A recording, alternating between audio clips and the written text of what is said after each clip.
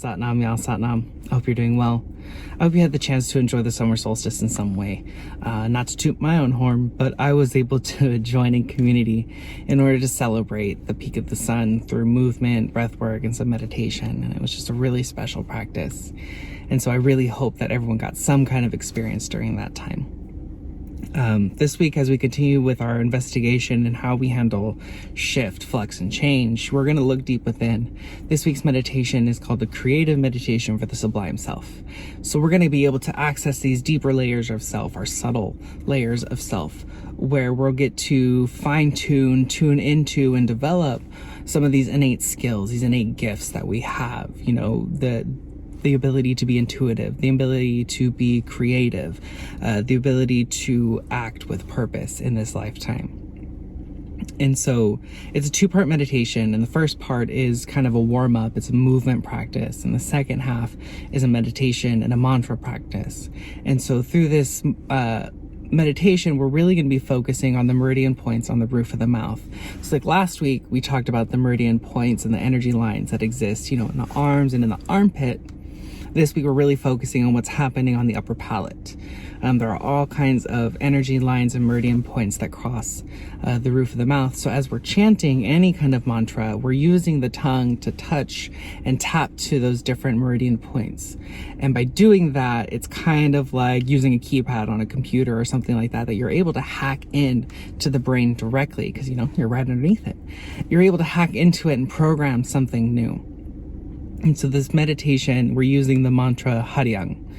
And Hariang is another Gurbani name for an aspect of God, an aspect of the divine. And it refers to the destroyer aspect, right? So within each of us, we have God. We have the ability to generate, the ability to organize, and the ability to destroy something, anything in our lives. And so what we're doing is we're calling upon this the destroyer aspect. You know, the Hindus, they call it Shiva. Shiva is the destroyer of evil.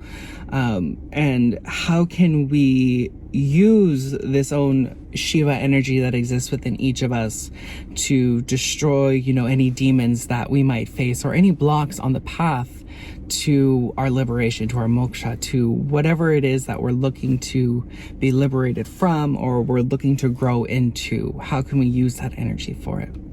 So the first part of this meditation, you know, after you find your comfortable seat, whatever that looks like for you, you're going to rest your hands on the knees, palms up to the sky. And it's just a movement of bringing the hand towards the heart center and switching and alternating. You're gonna, you know, close the eyes, focus at the third eye, breathe long and deep.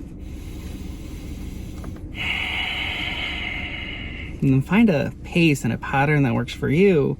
And then once you're in it, you know, start to increase that speed and test without, you know, making physical contact to the chest or to each hand. What this does is it's going to activate both sides of the brain. It's going to bring you into balance. And so it's more of one of those neuro coordinating exercises. And if you move quick enough, you should be able to really increase the oxygen in the blood, increase the body temperature, really get yourself awake and ready. And so you do that for anywhere between 3 to 11 minutes, personal choice with that. I personally also suggest doing some kind of music to go along to accompany that. And then the second half, after you've done that first half, is you're going to come into this mudra of the pinky sides of the hands coming together and then the hands just resting up and open, almost like you're ready to receive. And you're going to keep that right at the level of your diaphragm, right at the level of your solar plexus. And you're going to look into the hands. You're going to look into that space right where the pinky joins the palm and where those are all coming together. And you're going to focus there, softening the gaze. You're going to take a deep inhale. And this is where you begin to chant Hariang. You're going to chant it 8 times on one full breath. And after you inhale deep, Hariang, Hariang, Hariang, Hariang, Hariang, Hariang, Hariang, Hariang. Exhale any breath that might remain. Take a deep inhale and then rinse and repeat. And you're going to do that for 11 minutes. And so deep breathing, powerfully chanting. You know, you're going to give it life through the fire of the navel. You're going to give it meaning through your heart center, and then you're going to project it out through the third eye into infinity. And that's how we're going to bring this into life. So the first part is 3 minutes to 11 minutes. The second part is 11 minutes. You're chanting Hariang.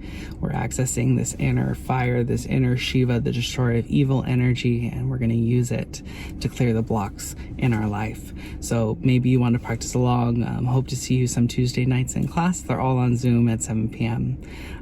Peace to all, love to all, light to all. Satnam.